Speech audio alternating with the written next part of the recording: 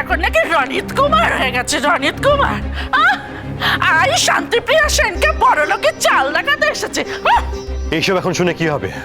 শুনতে তো হবে, তোমাকে শুনতে হবে।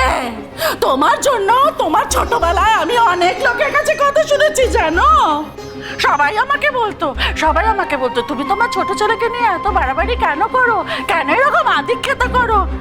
আমি বলতাম ও তো আমার সবচেয়ে ছোট ছেলে, ও তো আমার গুলশন, তাই আমি ওরকম করি। আর তুমি দেখো কোন জাদু বলে তুমি গুলশন থেকে ব্যাটশন হয়ে গেলে। এবার তুমি বলে দাও ওই গুলশনের জিনিসগুলো নিয়ে আমি কি করবো? তুমি বলে দাও, তোমাকে তো বলতে হবে, বলে দাও। এত বাড়াবাড়ি কিসের জন্য?